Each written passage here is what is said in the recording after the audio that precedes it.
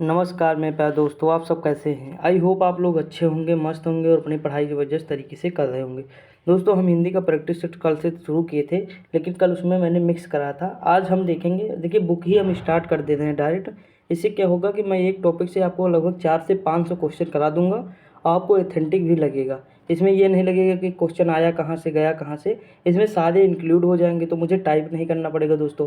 वरना मैं टाइप इसी से मैं करूँगा, भाई बुक है, बुक से इंपॉर्टेंट बुक है तो यहाँ से क्वेश्चन बनते भी हैं, तो मैं टाइप करता था हाथ से। आज से मैं क्या करूँगा कि एक टॉपिक, जैसे आज मैंने वर्णमाला लिया, इसके मैं लगभग 500-600 क्वेश्चन जितने भी एग्जाम में आए हैं वो कराऊंगा। देखिए मैं थ्योरी नहीं पढ़ाऊंगा, लेकिन ये है कि जितना कुछ आया है एग्जाम में और जो इंपॉर्टेंट है मैं सारा डिस्कस करूंगा। ठीक दोस्तों, आप थ्योरी कहीं ना कहीं पढ़ चुके होंगे ऑलरेडी, किसी न किसी टीचर से पढ़ चुके होंगे, इतना मैं मान के चलता हूँ। बाकी आपकी अगर कोई दिक्कत होगी तो आप कमेंट करके बताइएगा मुझे, मैं फिर अगले दिन से थ्योरी सहित पढ़ाना शुरू कर दूंगा। ठीक, अब देखते हैं, आज हम वर्णमाला से शुरुआत करेंगे। देखिए जितने भी एग्जाम है सबके लिए इंपॉर्टेंट दोस्तों, चाहे यूपीपी हो, यूपीएसआई हो, यूपी ट्रिपल एससी का कोई भी एग्जाम हो, पेट हो, यूपी टेट हो, सी टेट हो, पीजीटी हो, टीजीटी हो, या जितने भी लोक सेवा आयोग हैं, Uttar Pradesh UP triple SC या उत्तर प्रदेश अधीनस्थ सेवा चयन आयोग द्वारा जितनी भी परीक्षाएं कराई जाती सारी कुछ हैं। ठीक दोस्तों, तो वो देखेंगे। बैंक, एसएससी, मतलब जहाँ जहाँ आपको हिंदी नज़र आती है समझ लीजिए कि बुक इम्पोर्टेंट है दोस्तों। यही मैंने बुक पढ़ा था लेखपाल के लिए भी। देखिए हम यहाँ नहीं जाते, हम यहाँ जाते हैं परीक्षा कि जहाँ से क्वेश्चन पूछे गए हैं वहाँ देखते। देखिए इसमें क्या है, 2 पेज जो मैंने थे ऑलरेडी मतलब नहीं लिया पहले, मतलब पिक नहीं ली, वो बाद में चले गए हैं दोस्तों। यानी सबसे लास्ट में आपको दिखेंगे 2 पेज जिसमें जो है पूरे टॉपिक वाइज चैप्टर लिखे हुए हैं। तो हम बाद में आज डिस्कस कर लेंगे, फिर कल से जो है अपना टाइम वही हो जाएगा, मतलब सबसे ऊपर क्या हो जाएगा, चैप्टर हो जाएंगे कि कौन कौन से चैप्टर हमने कौन कौन से देख लिए हैं, और तरीका भी मैं बताऊंगा कि कैसे मुझे पढ़ने हैं सारे चैप्टर। ठीक, तो ये चीज़ देखिए, आज हम शुरुआत करते हैं यहाँ से, परीक्षा संवाद, यानी जो क्वेश्चन कहाँ कहाँ से इसमें शामिल हैं। देखिए यूपी ट्रिपल एससी में जितने भी क्वेश्चन वर्णमाला में पूछे गए सारे शामिल हैं। यूपी पीसीएस, बीडीओ, पेट, लेखपाल, UP TET, super TET, C TET, other TET, UP PGT, UP PGT, KVS, TGT, PGT, NVS, Navodaya Vidyalaya वाला है ना, पीजीटी, बीएड, एलएलबी, यूपी डेट, यूपी डीआईईटी हो जाएगा, लेक्चरर हो जाएगा, UP police constable, Uttarakhand PCS, Uttarakhand UP triple SC, वही है उत्तराखंड ट्रिपल एससी वाला ना, एमपी एसआई, उसके बाद बिहार कांस्टेबल आदि। यानी जितने भी परीक्षाएं आपको नज़र आ रही हैं सारी जो है पूछे गए क्वेश्चन हैं। तो शुरुआत करते हैं। देखिए यहाँ लिखा है व्यंजन ध्वनियों से संबंधित विभिन्न प्रश्नों के उत्तर। देखिए पहले ध्वनि से संबंधित देखते हैं। देखिए यहाँ लिखा क्वेश्चन क्या पूछा गया, पहला ही क्वेश्चन है कि हिंदी की कंठ ध्वनि कौन कौन सी है। तो देखिए शुरू में क्या है, आ, तो छोटा बड़ा ये कंठ ध्वनि है, ठीक, याद रखिएगा। उसके बाद जो क वर्ग है ना वो भी हमारा कंठ ध्वनि है। उसके बाद जो हा है वो हो जाएगा, वो विसर्ग हो जाएगा। तो ये हमारी कौन सी है, कंठ ध्वनियाँ हैं दोस्तों। देखिए मान लीजिए मैंने ये आपको एक पिक में बना के बताता हूँ। मान लीजिए हमारा चेहरा है, ऐसे नॉर्मल मान लीजिए दोस्तों। आर्ट नहीं अच्छी है मेरी ज़्यादा, रुको, अच्छा एकदम नहीं ख़राब है लेकिन थोड़ा मान के चलिए। चलिए मान लीजिए कि ये हमारा ये तो आदिमानव बन गया। चलिए ठीक मान लीजिए। तो देखिए सबसे पहले कंठ से ध्वनि निकलेगी ना, पहले कंठ आएगा, फिर देखेंगे आप तालु आएगा, तालु के बाद मूर्धा आएगा, मूर्धा के बाद आपको दंत मिलेंगे, दंत के बाद ओष्ठ मिलेंगे, मिलेंगे कि नहीं। तो यही क्रम होता है। ये पहले जो है आता है क्या, जैसे चा, छा, जा, झा, तो वो तालु पे आ जाएगा। का बोलेंगे, क, ख, ग, घ, ञ, तो ये कंठ हो जाएगा। तो यहाँ देखिए पहले कंठ आएगा, उसके बाद जीभ के ऊपर वाला भाग आएगा यानी तालु आ जाएगा, फिर जीभ मुड़ेगी यानी मूर्धन आ जाएगा ना, फिर टा, ठा, डा, ढा, मूर्धन हो जाएगा। उसके बाद हम ओठ मतलब ओठ से बात करना शुरू करेंगे, ता, टा, ठा, डा, ढा हो जाएगा, पा, फा, बा, भा, मा, ओठ आ जाएगा, फिर लास्ट में दांत आ जाएगा। ठीक, तो ये चीज़ हो जाएगा। तो इसीलिए मतलब जो है तालब्य सा, मूर्धन सा, फिर दंती सा आता है ना, लास्ट में दंती सा आता है, आप लोग जानते होंगे। तो वही मतलब क्रम हमें लेकर चलना है। तो पहले का वर्ग आएगा तो पहले कंठ आ जाएगा, उसके बाद अभी चा वर्ग आएगा तो तालु आ जाएगा, टा वर्ग आएगा मूर्धन आ जाएगा ना। तो इस तरह दोस्तों हमें देखना, पा वर्ग आएगा तो ओठ आ जाएंगे। समझ में आएगा नहीं, आई होप समझ में आ गया होगा कि मैं बताना क्या चाहता हूँ कि ध्वनियाँ कहाँ से स्टार्ट होती हैं और कहाँ तक जाती हैं। अगला है कि कंठवर्ण कौन सा है, आप बताइए दोस्तों। जैसे हमारा पहला सही हो गया, अगर पहले हमने देख लिया तो कितना भी कठिन क्वेश्चन बना दे। कंठवर्ण में पूछा कौन सा है, ऑप्शन दिया रहा होगा, हा है या हा है या विसर्ग है, तो ये तीनों हो जाएंगे, ऊपर भी है। अगला कंठ ध्वनियाँ कौन सी हैं, तो का वर्ग है, तो का वर्ग में कौन आता, का, खा, गा, घा, इया, ठीक, तो हो जाएगा। तो इससे दोस्तों हम लगभग इसमें 600 प्लस क्वेश्चन देखेंगे और ज़्यादा ही हो सकते हैं, 700 के आसपास, क्योंकि ये भी तो क्वेश्चन ही हैं एग्जाम में जो आए हैं। बाकी अलग से जो 300 क्वेश्चन है वो अलग से हैं, ठीक। तो टेंशन ना लीजिएगा, पूरा देखिएगा। अगला है कंठ वर्ण है, तो देखिए आ हो जाएगा। उसके बाद घा पूछा है कि कौन सा है, तो कंठ स्थान कौन सा है, घा का कंठ है। व्यंजन का उच्चारण तालु से होता है, तो तालु में क्या आएगा, जो चा वर्ग होता है, जैसे चा, छा, जा, झा, इया हो जाएगा। अगला है चा, छा, जा, झा, इया का उच्चारण होता है तो तालु से होता है। हमने अभी ऊपर देखा कि ये तालु से हो जाएगा। जो सा वर्ग होता है ये तालु वाला होता है, कौन सा होता है, तालु होता है, ठीक। तालु होता है, और जो ये वाला सा होता है वो मूर्धन्य होता है, और जो ये सा होता है ये दंती सा होता है। हमें ये पिछरुआ सा और सलजम वाला सा, सपेरा वाला सा इस तरह नहीं बोलना है, हमें ये बोलना है कि ये तालु वाला सा है, ये मूर्धन्य सा है, और ये दंती सा हो जाता है, ठीक दोस्तों। आगे बढ़ते हैं। अगला है तालब्य ध्वनि, तो तालब्य ध्वनि हमारा कौन सा हो जाएगा, ये देखिए एग्जाम में कई बार पूछा गया है, तो इम्पोर्टेंट है दोस्तों, ध्यान दीजिएगा, ठीक। कभी कन्फ्यूजन हो जाता है कि हम कैसे याद करें, तो मैंने जो तरीका बताया कि पहले कंठ वाला लेकर चले जाइएगा, फिर तालब्य लेकर चले जाइएगा, फिर मूर्धन्य, फिर जो है ओंठ, फिर दंत। बस इतना अगर इस तरह बना लेंगे, याद रहेगा, तो आपका माइंड एकदम क्लियर हो जाएगा, ठीक। अगला है कि चा वर्ग ध्वनियाँ किस वर्ण में आती हैं, तालब्य। अब उसके बाद है ई चा छा, देखिए आ, उसके बाद बड़ा आ, तो ये का से हो गया, मतलब का वर्ग के तहत आ जाएंगे, यानी तालब्य वो दंत कंठ हो जाएगा, ये का कंठ हो जाएगा। उसके बाद जो हमारा जो है स्वर आएगा ई और बड़ी ई आएगा, तो ये हो जाएगा कंठ के बाद तालब्य में चले जाएंगे, ये दोनों तालब्य में चले जाएंगे, ठीक। तो देखिए ई चा, छा, जा, झा, इया और सा तालब्य हो जाएगा। अगला या किस में उच्चारण में आता है, तो तालब्य से आता है, यानी तालु से, ठीक। अगला किस व्यंजन का उच्चारण स्थान तालब्य है, तो झा हो जाएगा। देखिए ऑप्शन दिए रहेंगे 4, तो आपको अगर पता है तो आराम से कर ले जाएंगे। अगला उच्चारण के स्थान पर इया व्यंजन है, तो ये तालब्य हो जाएगा। देखिए सा व्यंजन का उच्चारण स्थान क्या है दोस्तों, तो सा का हो जाएगा तालु, तालु। हिंदी में सा ध्वनि तालब्य कितनी बार आया है दोस्तों, मतलब यकीन कीजिए कितनी बार पूछ लिया, 5 बार हो गया ना। अगला टा और किस में आता है, तो मूर्धन्य में आएगा, टा, ठा, डा, ढा, इया, तो मूर्धन्य में आ जाएगा। टा, ठा, डा, ढा आड़ा होता है, सॉरी, टा, ठा, डा, ढा आड़ा, चा, छा, जा, झा, इया होता है, ठीक। तो टा वाले वर्ग किस में आएगा, मूर्धन्य में आएगा, मूर्धा कह दो। ढा, ढा आएगा, मूर्धन्य में आएगा। उसके बाद हिंदी की मूर्धन्य ध्वनियाँ कौन, टा, ठा, डा, ढा, तो इसमें आ जाएगा, ठीक। उच्चारण के स्थान पे शुद्ध है, तो देखिए सा कौन सा है, दंती है, मैंने अभी बताया। सा कौन सा है, तालब्य है। उसके बाद ये वाला सा कौन सा है, मूर्धन्य हो जाएगा। तो देखिए ये षटकोट वाला मूर्धन्य हो जाएगा, सांप वाला दंती हो जाएगा, सलजम वाला तालब्य हो जाएगा। आई होप आपको इतना समझ में आया होगा, और मैं आगे बढ़ सकता हूँ ना। आगे चलते हैं। देखिए ता था किस में आएगा, तो था आएगा दंत में आएगा, किस में आएगा, दंत में आएगा था। और दंत में कौन सा आएगा, तो देखिए ता, था, दा, धा, ना, ये दंती होते हैं, हमारे दंत वाले वर्ण हो जाएंगे, ठीक। और पा, फा, बा, भा, मा ओंठ वाले हो जाएंगे। देखिए उसके बाद दा है, तो देखिए इस तरह आप समझिए, इसमें जैसे मैंने बताया था कि पहले कंठ हो जाएगा, ठीक। उसके बाद तालब्य हो जाएगा, फिर तालब्य के बाद मूर्धन्य हो जाएगा, ठीक। उसके बाद हमारे दांत आ जाएंगे, दांत के बाद फिर ओंठ आएंगे, लास्ट में दोस्तों ओंठ आएंगे, ओष्ठ मतलब दांत में आएंगे, ठीक। जैसे ता, था, दा, धन्ना, उसके बाद पा, फा, बा, भा, मा, यानी ओंठ सबसे लास्ट में नजर आएंगे, ठीक। मतलब मुंह के बाहर हल्का ओंठ रहते हैं ना, तो ओंठ आएंगे, पहले अंदर वाले फिर बाहर वाले। समझ में आया कि नहीं, तो समझ में आ गया होगा ना। उसके बाद दंती सा में ता, था, दा, धन्ना हो जाएगा हमारा। उसके बाद देखिए दा ध्वनि का उच्चारण स्थान क्या है, तो दा का दंत हो जाएगा। जिनका उच्चारण ऊपर के दांतों पर जीभ लगाने से होता है वो क्या होता है, तो दंत होता है। अगला है दंत ध्वनियाँ कौन सी है, ता, था, दा, धा, ना है, और उसके बाद ला याद रखिए, सा याद रख लीजिए, ठीक। जैसे यह हमारा क्या है, तालब्य है, यह तालु हो जाएगा, वैसे ही ला और सा क्या हो जाएगा, तो ये दंत हो जाएगा। अगला दिया है दंत ध्वनियाँ कौन सी हैं, तो ला और सा हो जाएगा। ता कैसी ध्वनियाँ है, तो दंत से है।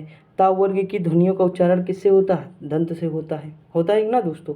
तो ये चीज़ आपको याद रखना है। देखिए मैंने एक ही तरीका याद किया था दोस्तों, मैं आपको बता दूं। देखिए 4 वर्ग होते हैं, जैसे का वर्ग होता है, चा वर्ग होता है, फिर टा वर्ग होता है, फिर ता वर्ग होता है, फिर पा वर्ग होता है, यही तो होते हैं। इसमें होता का, खा, गा, घा अंगा, इसमें होता चा, छा, जा, झा, इया, इसमें होता टा, ठा, डा, ढा अड़ा, इसमें होता ता, था, दा, धन्ना, इसमें होता पा, फा, बा, भा, मा। तो देखिए का से कंठ, तो कंठ से शुरू करते हैं।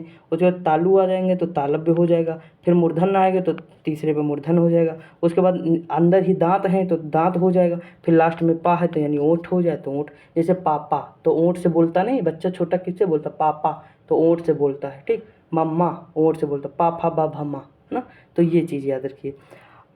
अब आगे बढ़ते हैं। आपको मज़ा आ रहा है ना दोस्तों, अगर अच्छा लग रहा होगा देखिए कंटेंट, और आपको समझ में आ रहा होगा, देखिए मेरा समझाना सबसे बड़ी बात है। कंटेंट तो आपको मिलेगा, बुक आप भी पढ़ेंगे, हर जगह पढ़ेंगे, लेकिन आपको अगर मैं समझा पा रहा हूँ ना, तो मेरे लिए सबसे बड़ी अचीवमेंट यही है। मैं इसीलिए तो मतलब बुक सोच रहा हूँ, बुक ही पढ़ा दूँ डायरेक्ट, ताकि मैं अपना ज़्यादा प्रयास इसमें कर सकूँ। देखिए अगला है ता वर्ग की ध्वनियाँ, तो इसे हो गया। फिर हिंदी में ओष्ठ आ जाएगा, पा फा बा भा मा, ये ओठ हो जाएगा। एग्जाम में पूछा कि बच्चा किसका प्रयोग ज़्यादा करता है, तो ओठ का प्रयोग ज़्यादा करता है छोटा बच्चा, क्योंकि वो पापा मतलब पापा मम्मा यही ज़्यादा बोलता है ना। उसके बाद हिंदी में बा ध्वनियाँ किससे हैं, तो ओठ से हो जाएंगी। पा फा बा भा मा, ये व्यंजन ओठ ध्वनियाँ हो जाएंगी। ओठ से वर्ड कौन से हैं, उसके बाद देखिए जब आ हो गया, ठीक, आ बड़ा, देखिए ये सब लाइन से चल रहा है दोस्तों, बस ये समझ लिए। देखिए ये हमारा कंठ हो गया, फिर तालु आ जाएगा। छोटा बड़ा छोटी बड़ी, छोटऊ बड़ऊ, छोटऊ बड़ऊ तुरंत ही ना आएंगे, तो किस में आ जाएंगे, ओठ में आ जाएंगे, ठीक, छोटऊ बड़ऊ, तो ये पा वर्ग हो जाएगा। अगला है अंतः स्थल, ये इंपॉर्टेंट है दोस्तों। अंतस्थ वर्ण कौन से हैं, याद आला वाह हो जाएंगे, याद आला वाह अंतस्थ वर्ण हो जाएगा। अर्ध स्वर कौन से हैं, तो अर्ध स्वर में या और वाह हो जाते हैं। कौन होते हैं, या और वाह हो जाएंगे। देखिए जैसे आप मतलब अर्ध स्वर में या और वाह हो जाएंगे, जैसे कभी कभी आप देखेंगे लिखा रहेगा कौवा, ठीक, कभी कभी लिखा रहेगा कौवा, इस तरह मतलब, तो ये दोनों जगह आपको समझ, इस तरह भी नज़र आएगा, उस तरह भी नज़र आएगा ना, तो ये चीज़ हो जाए। जैसे कविताएं, कभी आप देखेंगे कि लिखा होगा कविताएं, तो कहीं इस तरह भी कविताएं लिखा मिलेगा, कहीं इस तरह भी कविताएं मिलेगा, एक ही मात्रा बना देगा ना, इस तरह कविताएं मिलेगा, तो दोनों में यूज होते हैं, तो इसलिए अर्धस्वर होता है। स्पर्श व्यंजन क्या होता है, का वर्ग होता है, चा वर्ग, टा वर्ग, ता वर्ग और पा वर्ग होता है। उच्चारण के दृष्टि से देखिए मतलब ये कौन सा, तालव्य सा, फिर मूर्धन्य सा, फिर दंती सा, किस प्रकार के, तो ऊष्म व्यंजन है, ये गर्मी पैदा करते हैं। कैसे, गर्मी पैदा करते हैं, इसीलिए इन्हें ऊष्म व्यंजन कहते हैं। हिंदी वर्णमाला में ऊष्म व्यंजन कितने हैं, 4 हैं। देखिए पहले तीनों सा लिख दीजिए, ठीक, उसके बाद लास्ट में हा लगा दीजिए, तो ये हमारे 4 ऊष्म व्यंजन हो जाएंगे। 4 अंतस्थ व्यंजन कौन है, तो या रा ला वाह हो जाएंगे। ये देखिए ये सबसे ज़्यादा इंपॉर्टेंट होता है दोस्तों एग्जाम में, कई बार पूछता है निम्नलिखित में से कौन सा ऊष्म व्यंजन है या नहीं है, बस यही पूछता है, बाकी नहीं पूछता है। अगला ऊष्म व्यंजन फिर वही लिख दीजिए, चारों छा मतलब सा हो जाएंगे, मतलब जैसे सा से सूर्य, सूर्य क्या ऊष्मा पैदा करता है, तो जितने भी हमारे सा वाले हो जाएंगे सब ऊष्म में चले जाएंगे, जितने भी वर्ण होंगे सा वाले ऊष्म में चले जाएंगे, पर लास्ट में हा ऐड कर देना, ठीक। अगला संयुक्त, तो संयुक्त व्यंजन में कौन से आएंगे, छा आएगा, त्रा आएगा, ज्ञा आएगा, सरा आएगा, ठीक। अब देखिए इसमें त्रा बना है तो ता, आधा ता और दा से बना है त्रा, और छा बना है तो आधा का और सा से बना है, ये सा कौन सा, मूर्धन्य वाला है। उसके बाद संयुक्त व्यंजन ज्ञा किससे मिला, आधा जा और यहाँ से मिलकर ज्ञा बना है। उसके बाद संयुक्त व्यंजन सा और जो है दा मिलकर सरा बना है। संयुक्त व्यंजन कौन है, छा, त्र, ज्ञा और सरा, ठीक, ये जो है हमारे संयुक्त व्यंजन है। तो ये सब ज़्यादा इंपॉर्टेंट होते हैं, एग्जाम में पूछे भी जाते हैं। अगला है दो व्यंजन जब एक साथ मिलते हैं तो क्या कहलाते हैं, तो दोस्तों जब दो व्यंजन एक साथ मिलते हैं तो संयुक्त कहलाते हैं। क्या कहलाते हैं, संयुक्त व्यंजन। अगला सरा एक संयुक्त व्यंजन है जिसमें किन दो वर्णों को सम्मिलित किया जाता है, तो इसमें दोस्तों सा और दा वर्णों को सम्मिलित किया जाता है। अब ये सा कौन सा है, तो ये तालव्य सा है दोस्तों, याद रखिएगा। अगला है निम्नलिखित में से कौन सा अल्पनाद ध्वनियाँ है जिसमें वायु की मात्रा कम निकले, मतलब बोलते समय। मैंने कल ही ये चीज़ डिस्कस की थी, अल्पप्राण और महाप्राण। तो देखिए मैंने एक चीज़ बताया था कि 135 याद रखिए, यानी का वर्ग या चा वर्ग, इनमें सबका जो 135 कहने का मतलब है कि जैसे का हो जाएगा पहला वर्ण, उसके बाद गा छोड़ दीजिए का, फिर खा छोड़ दीजिए, खा महाप्राण हो जाएगा, फिर गा जो हो जाएगा तीसरा, तो गा वाला तीसरा हो जाएगा, ठीक। उसके बाद यहाँ जो पाँचवा हो जाएगा, तो ये हमारी क्या है, अल्पप्राण है। बाकी जो खा है और जो है घा है, ये हमारे कौन से प्राण हो जाएंगे, महाप्राण हो जाएंगे। तो जब ये 135 ये हो गया तो बचा दो दो चार, तो ये जो है 24 कौन सा हो जाएगा, ये 24 हमारा हो जाएगा महाप्राण, ठीक दोस्तों। तो ये चीज़ याद रखिएगा, अगर क्वेश्चन कभी भी बनेंगे आपके सही हो जाएंगे, टेंशन नहीं लेना। उसके बाद लिखा अल्पप्राण व्यंजन में कौन से आते हैं, तो जैसे गा है तो वही वर्ण लिखना पड़ेगा 135। व्यंजनों में महाप्राण 224 लिख दीजिए, काम ही खत्म। और ऊस व्यंजन महाप्राण में आते हैं, यानी जितने भी हमारी ये सा वाले हैं ऊष्म वाले, ये सब किस में आते हैं, तो महाप्राण में आते हैं, ठीक दोस्तों, किस में आते हैं, महाप्राण में आते हैं। अगला क्वेश्चन दिया हुआ है कि महाप्राण, मैं कलर थोड़ा चेंज करूँ, देखिए इसमें लिखा है कि महाप्राण ध्वनियाँ व्यंजन वर्ण में सम्मिलित है, तो दूसरा और चौथा, महाप्राण में दूसरा चौथा, आपको याद रखना है दोस्तों। अगला हिंदी के स्पर्श व्यंजन के पांचों वर्गों के दूसरे और चौथे वर्ण होते हैं तो महाप्राण होते हैं, दूसरे और चौथे वर्ण महाप्राण होते हैं।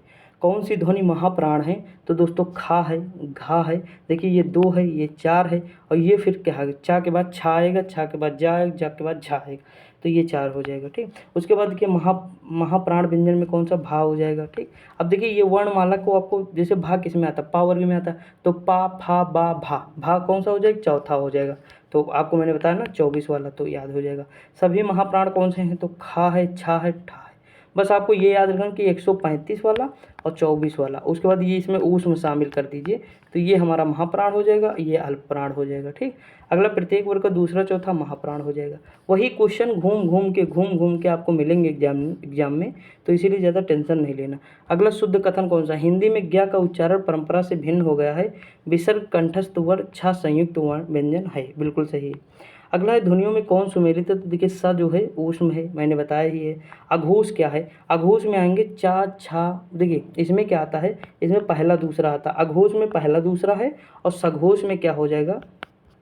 तो दोस्तों सघोष में हो जाएगा, देखिए इसमें सघोष में हो जाएगा। अब बच्चा कौन? 3 4 5, यानी ये हो जाएगा 345 इसमें आ जाएगा, 12 इसमें आ जाएगा। अब देखिए हर वर्ग का पहला दूसरा आपको मिलेगा, चा छा टा ठा ता था पा फा, फिर उसके बाद जो ऊष्म व्यंजन है वो अघोष में आ जाएंगे। इसमें जो ऊष्म व्यंजन है वो किस में आ जाएंगे? अघोष में आ जाएंगे। ठीक दोस्तों, अब देखिए सा इसमें तीनों सा किस में आ गए? अघोष में आ जाएंगे। वहाँ महाप्राण में थे। बस यही आपको डिफरेंस याद रखना है माइंड में, और रिकॉल करेंगे जितना याद हो जाएगा। उसके बाद अघोष वर्ण पा आ जाएगा। कौन सा अघोष वर्ण? चा हो जाएगा। कौन सा अघोष वर्ण है? का हो जाएगा। ठीक, उधर सघोष पूछा कि प्रत्येक वर्ग का तीसरा चौथा पांचवा वर्ण, और अंतस्थ में हा जो है ये किस में आएगा? सघोष में आएगा। जैसे ऊष्म में केवल हा हटा दीजिए, मतलब या रा ला वा, ठीक, ये जो है अंतस्थ व्यंजन इसमें आ जाएंगे और हा आ जाएगा। सभी स्वर इसी में आ जाएंगे सघोष में। उसके बाद देखिए यही चीज़ लिखा, तीसरा चौथा पांचवा जितने भी वर्ण हैं यहाँ पे लिखे हुए हैं। यहाँ पे देखिए अंतस्थ में कौन से? या रा ला वा, तो ये अंतस्थ वाला शामिल हो गया।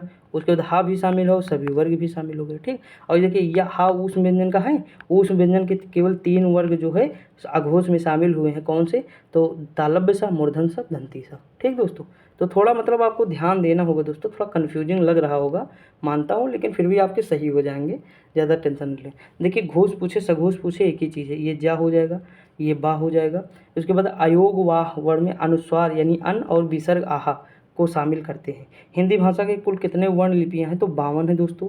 उसके बाद जिन ध्वनियों की गणना न स्वर में की जाती है न व्यंजन में, वो अयोगवाह कहलाते हैं। जैसे अन और आहा, न ये स्वर्ण है न ये व्यंजन है। अगला कौन सी 2 मात्राएं हैं जिनका प्रयोग तो किया जाता है किंतु उनका समावेश स्वर में नहीं किया जाता? वो है अन और आहा हो जाएगा। अगला हिंदी वर्णमाला में अयोगवाह वर्ण कौन से हैं? तो वो अन और आहा हो जाएगा। एग्जाम में कई बार पूछे गए हैं दोस्तों। अगला वाह क्या है? तो वाह है दंतोष्ठ, यानी दांत और ओंठ से मिलकर क्या बनता? ओ बनता है। ठीक, ये हम जो है हमारी मैम एक पढ़ाई थी कक्षा 6 में, जब मैं था तो मतलब वो टेस्ट ली थी तब दी थी, तभी से मुझे तो तभी से ये याद था। लेकिन जब भी आता एग्जामिनर इस तरह के क्वेश्चन कई बार बनाया भी है, प्रैक्टिस सेट में मुझे कई बार मिला है, तो सही हो जाता है। देखिए एक बार क्या होता है आपके माइंड में, एक बार सेट हो जाए अगर चीज़ें, अगर एक बार सेट हो गई तो कभी निकलेंगे नहीं। अभी हम आगे आपको ट्रिक बताएंगे छोटी छोटी, लेकिन आपसे मतलब माइंड में एकदम सेट रहेंगी। जैसे कुछ चीज़ें मैंने याद करना बताया ना, कि आपको कैसे का वर्ग पहचानना, चा छा जा, ये जो जितने भी हमारे वर्ग हैं हम कैसे करेंगे। तो ये एक बढ़िया क्या है, अपने मतलब अपना सोचिए कि पहले कंठ आएगा, फिर तालु आएगा, फिर मूर्धन्य आएगा, फिर दंत आएगा, फिर ओंठ आएंगे लास्ट में, तो वही वर्ग हो जाए। वर्ग का जो क्रम है वही लगा लीजिए, काम हो जाएगा ना। उसके बाद अगला है कि प्रसन्नता शब्द में ध्वनि है तो युग्मक ध्वनि है। देखिए जहाँ पे आधा ना और पूरा हो, मतलब जहाँ पे आधा हो पूरा हो वहाँ युग्मक होता है। जैसे दिल्ली में भी नजर आएगा, देखिए अल्लाह है आधा और उसके बाद पूरा भी है। जैसे उच्चारण प्रयागराज हुआ दंतोष्टि है। ठीक, ध्वनियों में कौन सी दंतोष्ठ है? तो वाह है, कई बार पूछा गया है। अगला है ध्वनि व्यंजन ध्वनियाँ इस पर संघर्षी हैं, जैसे चा है, छा जा झा, ये इस पर संघर्षी हैं।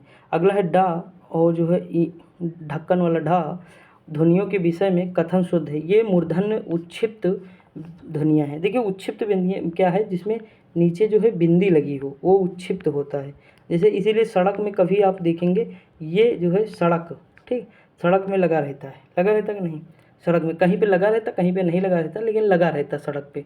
ठीक, तो ये चीज़ हो जाता है। अगला है कि किसके अभाव में हम पढ़ नहीं सकते हैं? तो ये वर्णमाला की क्रमबद्धता का ज्ञान होता है। अगला अनुनासिक व्यंजन कौन से हैं? तो वर्ग का पंचमाक्षर होता है।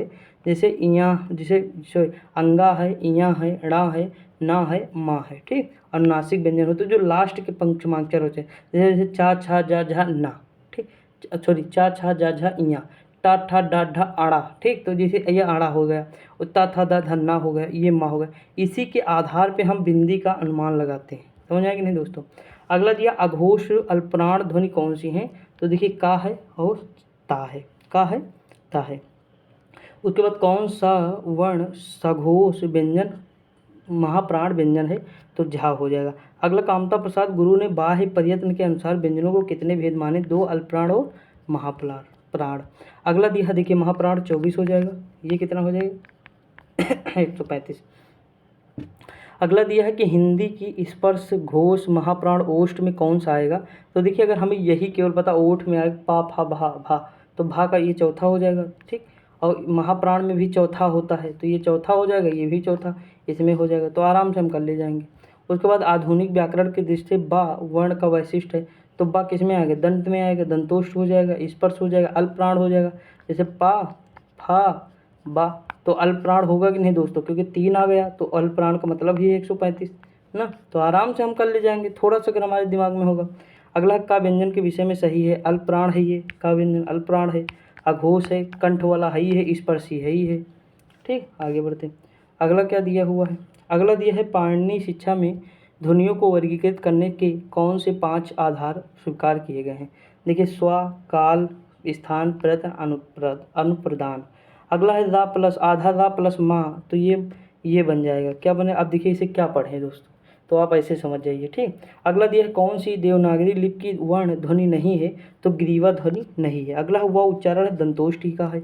उसके बाद हो जाएगा जिह्वा की नोक जब ऊपर की दांत की पंक्ति के सामने वाले दांत के ऊपर हिस्से के संपर्क में आती है, वायु के प्रवाह को अवरुद्ध करती, तो ऐसे उच्चारण को क्या कहते हैं, व्रत, क्या कहते हैं, वरत से कहते हैं।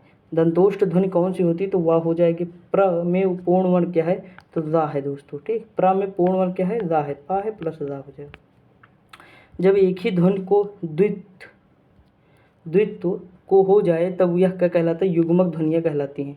कौन सा व्यंजन स्पर्श संघर्षी है, तो जा है। दोस्तों अभी हम क्वेश्चन देखेंगे, ये भी क्वेश्चन आए हुए हैं, लेकिन हम अलग से क्वेश्चन देखेंगे जिसमें 4 ऑप्शन भी हमारे होंगे, तो वो ज़्यादा आपको समझ में आएगा।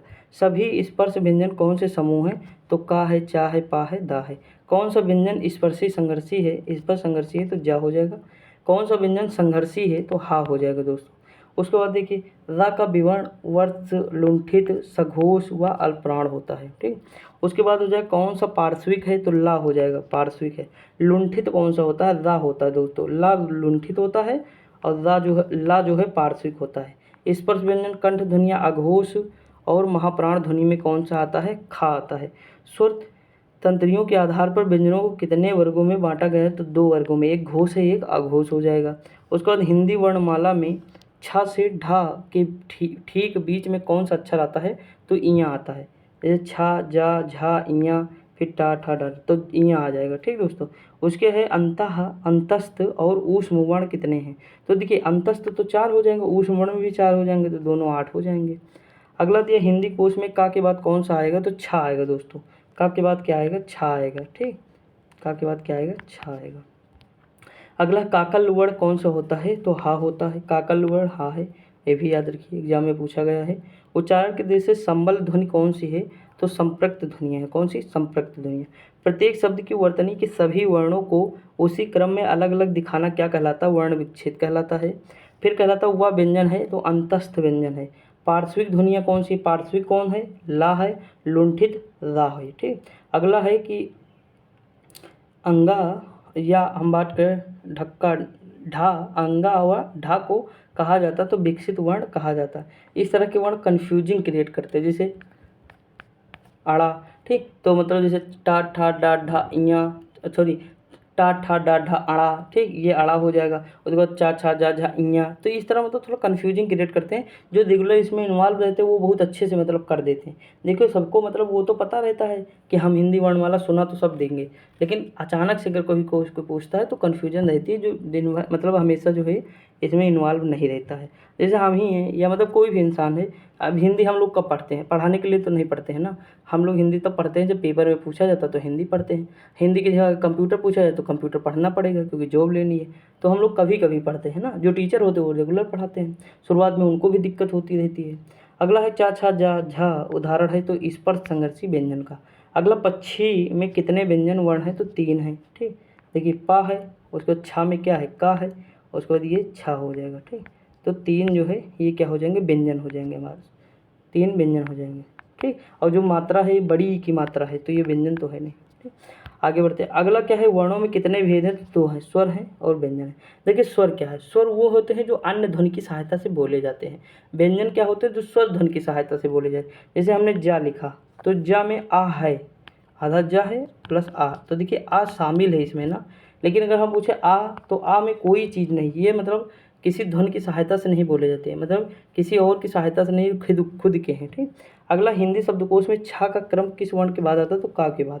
निम्न में आर क्या है? तो मूर्धा है, क्रम है, मात्र है। सही क्रम है या वा ध्वनियाँ अर्धस्वर होती हैं। हम लोग देख चुके हैं। अब आगे दोस्तों आगे और देखेंगे, उसके बाद हमारे क्वेश्चन जो है शुरुआत हो जाएगा, टेंशन ना लीजिएगा। देखिए हमें इसे पूरा कंप्लीट करना है कैसे भी करके। ठीक। अब देखते हैं आगे, थोड़ा हम लोग बढ़ते हैं। देखिए पुनर्लोकन देखते हैं। जिन वर्णों का उच्चारण बिना किसी अवरोध की तथा बिना किसी दूसरे वर्ण की सहायता से होता, क्या कहलाता है? स्वर कहलाता है। जिन स्वरों के उच्चारण में कम समय लगता है उन्हें क्या कहते हैं? हार्श स्वर कहते हैं। जिन स्वरों के उच्चारण में अधिक स्वर लगता है उन्हें दीर्घ स्वर कहते हैं। शुद्ध स्वरों की संख्या कितनी है? तो 10 हो जाएगी। उसके बाद हिंदी में स्वरों की संख्या कितनी है? 11 है। हिंदी में मात्राओं की संख्या कितनी है? 10 है। हास्य या लघु स्वर एक मात्र कौन से? जैसे आ है, ई है, ऊ है, दी है। इनको बोलने में कम समय लगता है। दीर्घ स्वर में या गुरु स्वर में द्विमात्रिक होते हैं। आ, बड़ी, बड़ऊ, ए, ओ, औ, ये दीर्घ स्वर होते हैं।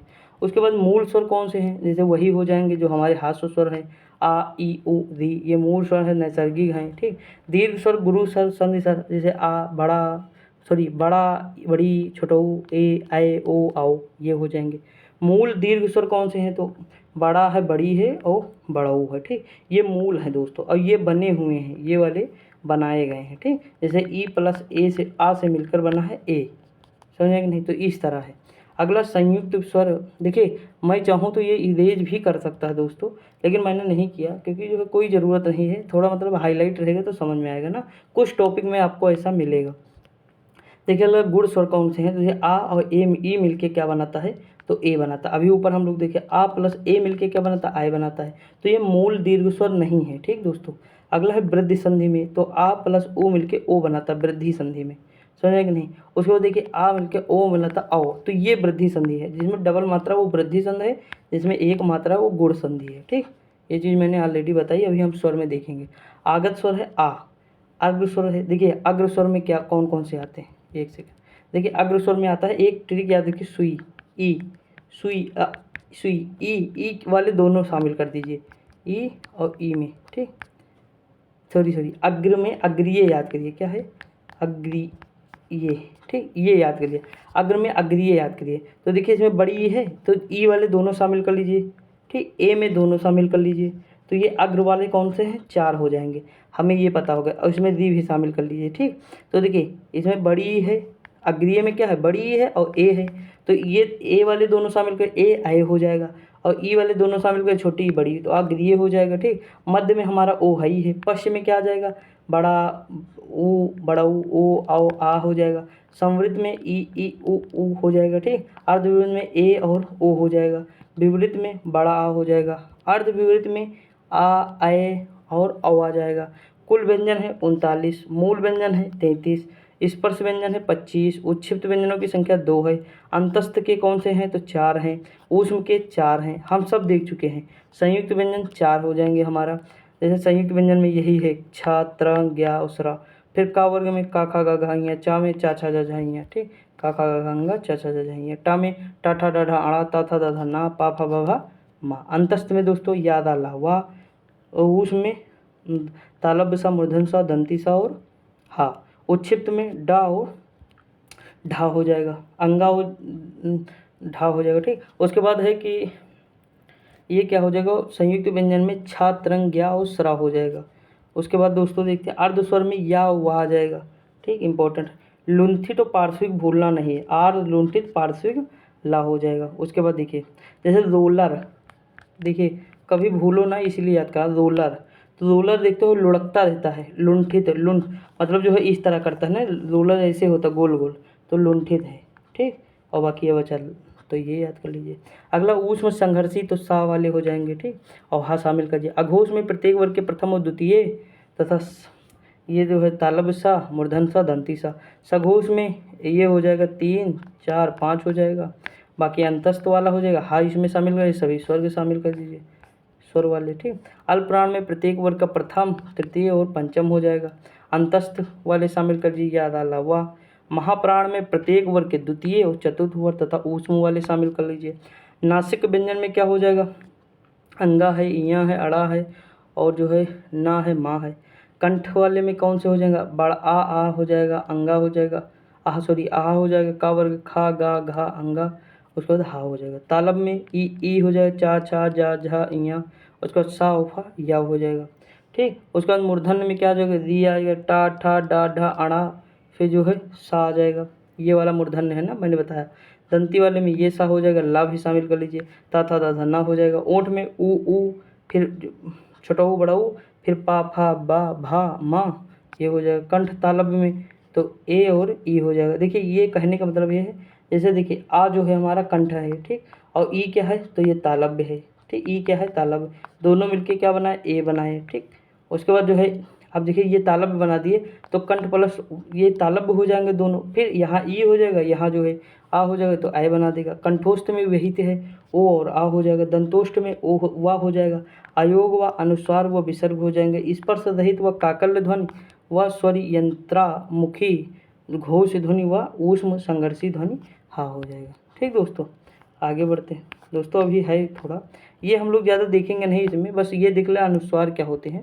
देखिए अनुस्वार के उच्चारण में नाक से अधिक सांस निकलती है, मुख से कम, जैसे अंग अंक व अंश होता है।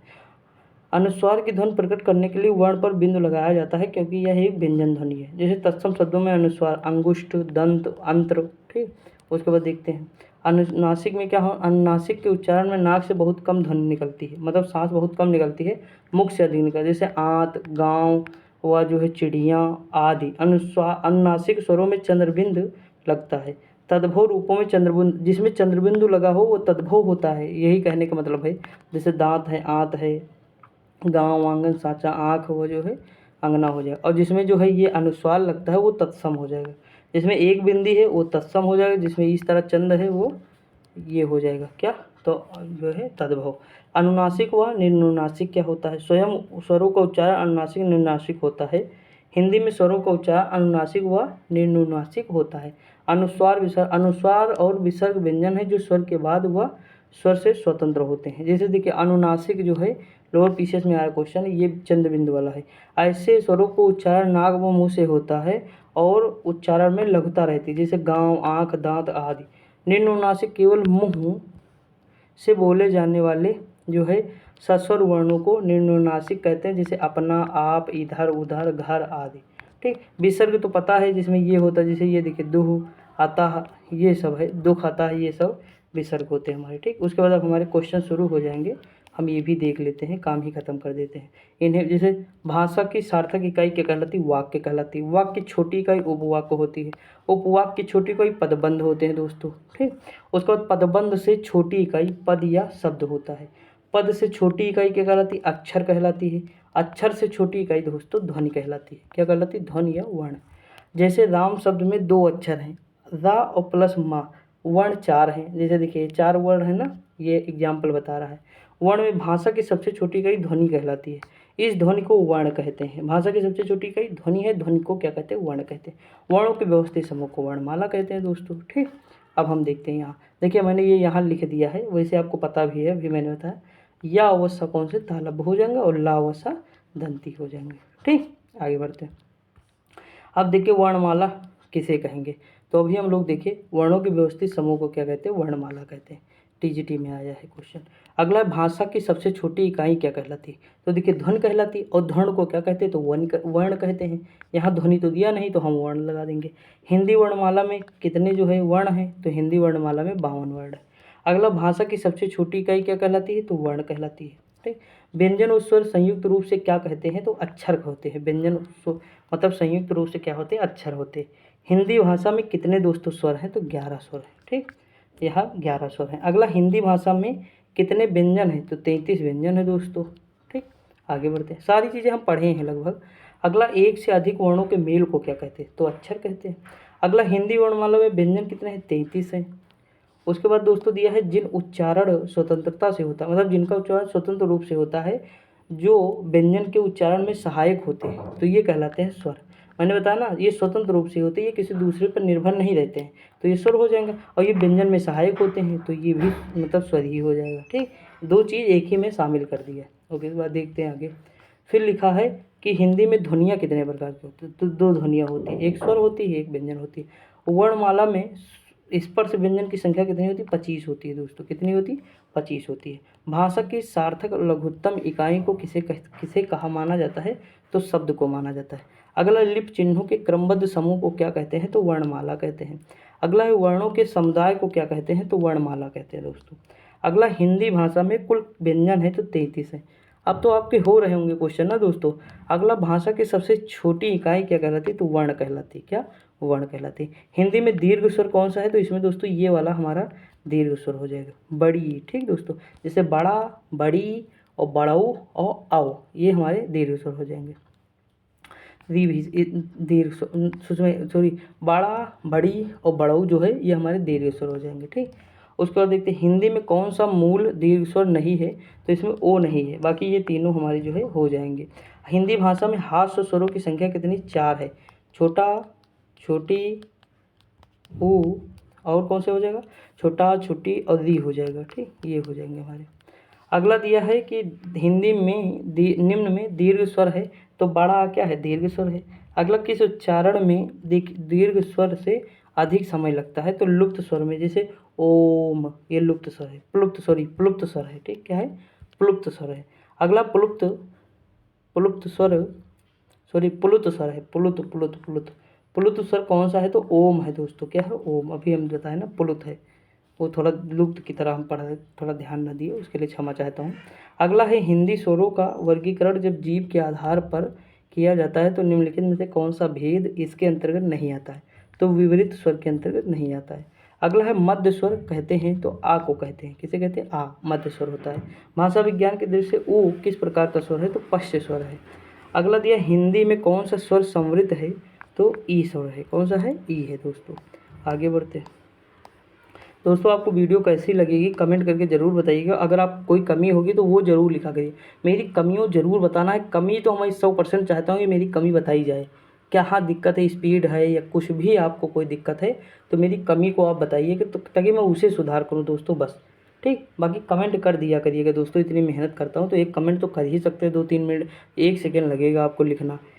अर्ध विवृत है तो आय हो जाएगा। स्वर ध्वनि के प्रकार हैं तो ये तीनों स्वर ध्वनि के प्रकार हो जाएंगे। कौन से? दीर्घ है, प्लुत है, हास्व है। अगला है कि हिंदी में अग्र अर्धवृत्ताकार संवृत्त कौन से हो जाएंगे? ई हो जाएगा। अगला, स्वरों के उच्चारण में लगने वाले समय को कहते हैं? मात्रा कहते हैं। अगला, मात्रा को क्या कहते हैं? तो समरूप कहते हैं, ग्रीफेम कहते हैं। अगला, ओ औ किस प्रकार के वर्ण है? तो कंठोस्त यानी कंठ प्लस ओंठ दोनों से मिलके बनते हैं। ठीक, कंठोस्त हो जाएगा। अगला है, स्वर किसका भेद है? तो वर्ण का भेद है। किसका है? वर्ण का।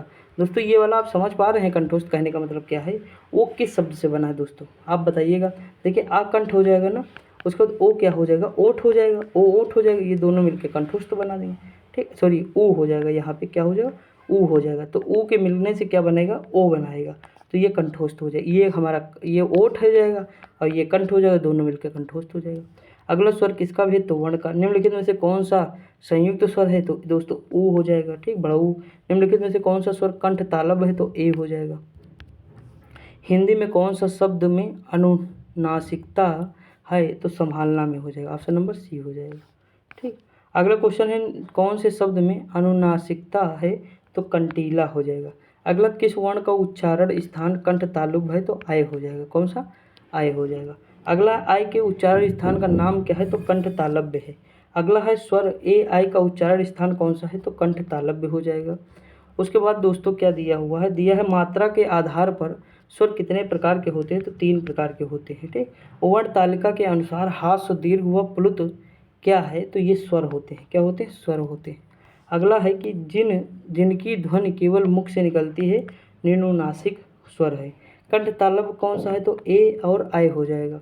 कंठ तालब उसका है ए आई का होता है तो कंठ तालब का हो जाएगा।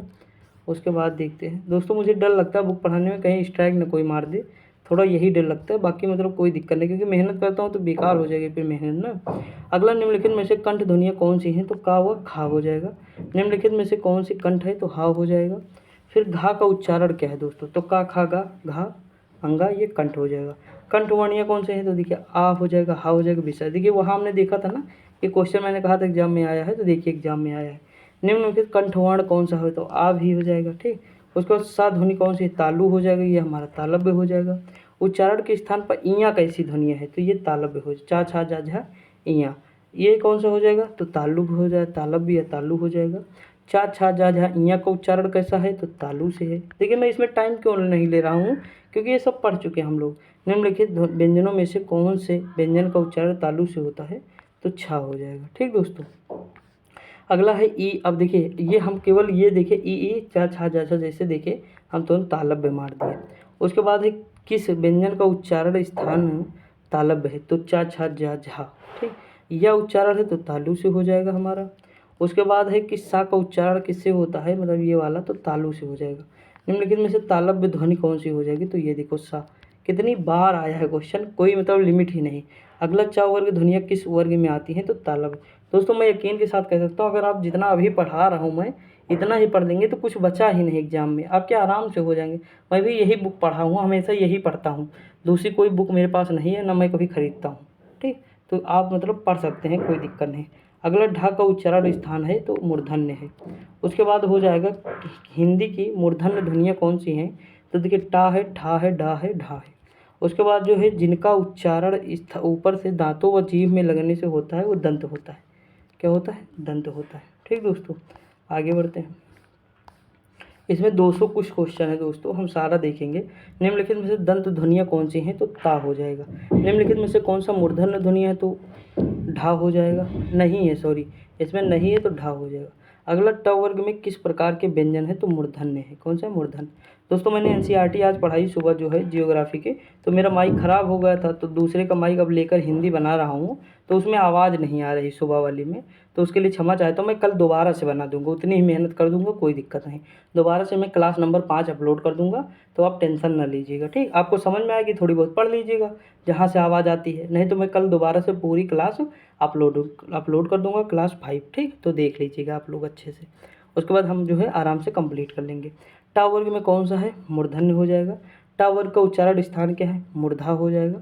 उसके बाद उच्चारण स्थान के दृष्टि से कौन सा विकल्प शुद्ध है, तो सा यानी दंती सा है। देखिए ये वाला तालव्य हो जाएगा, ये वाला मूर्धन्य हो जाएगा, उल्टा दिया है, ठीक। उसके बाद है था, किस वर्ग का उच्चारण है, तो ये हमारा दंत का है। अगला है दंत वर्ण है, तो इसमें ता हो जाएगा, ठीक। अगला है दा ध्वनि का उच्चारण स्थान कौन सा हो, दंत हो जाएगा। ता वर्ग दंत हो जाएगा। उसके बाद है ता का उच्चारण स्थान दंत हो जाएगा, ठीक दोस्तों। आगे बढ़ते हैं। अगला निम्नलिखित में दंत कौन से हैं, तो देखिए ला हो जाएगा, ना हो जाएगा, सही है, दंत हो जाएगा। हिंदी को ओष्ठ, तो ओठ वाला कौन सा है, पा फा बा भा। देखिए थोड़ा सा इसे ऐसा नहीं कि एग्जाम में आए बस तुरंत मार दिए, थोड़ा आपको समझना पड़ेगा, रुकना पड़ेगा, वहाँ रुक के देखना पड़ेगा कि कौन सा आता है, किस वर्ग में कौन सा आता है, तो आप तब सही करेंगे ना। निम्नलिखित में से ओष्ठ, मतलब निम्नलिखित में ओष्ठ का ध्वनि नहीं है, तो देखिए पा फा बा भा मा, ये सब है, चा तालव्य का है, ठीक। अगला हिंदी में बा ध्वनि है, तो ओठ हो जाएगा। अंतस्थ कौन सा है, या रा ला वाह, ये अंतस्थ हो जाएंगे। अंतस्थ वर्ण कौन से हैं, या वा रा, ठीक। अर्ध स्वर या वा, मैंने बताया ना सारे एग्जाम में ये पूछे हुए क्वेश्चन है। देखिए आपका रिवीजन हो रहा है दोस्तों एक तरह से। पहले हम लोग वहाँ देख लिए, हम चाहते क्वेश्चन ही करा देते, वो ना कराते, लेकिन मैंने कहा वहाँ करा दूंगा तो वो रिवीजन हो जाएगा, दोबारा क्वेश्चन आप कर लेंगे आराम से, इसीलिए करा रहा हूँ, इसलिए वीडियो थोड़ी लंबी भी होगी। अगला लिखा कि इनमें से कौन सा वर्ण स्पर्श व्यंजन नहीं, तो या नहीं, या अंतस्थ व्यंजन है। अगला कौन सी ध्वनियाँ अंतस्थ नहीं, तो बा नहीं है दोस्तों। उसके बाद हो जाए निम्नलिखित में अर्ध स्वर कौन सा हो जाएगा, तो या हो जाएगा। कौन सा, या हो जाएगा। आगे बढ़ते हैं। अगला क्वेश्चन क्या दिया हुआ दोस्तों, अगला क्वेश्चन दिया हुआ है सही कथन चुनिए, तो देखिए या हुआ अर्ध स्वर है, यही सही है। अगला निम्नलिखित में से कौन सा अंतस्थ व्यंजन है, तो ला है। पा फा बा भा मा ओंठ हो जाएगा व्यंजन, ओष्ठ व्यंजन। अगला निम्नलिखित में से ओष्ठ वर्ण कौन सा है, ऊ हो जाएगा।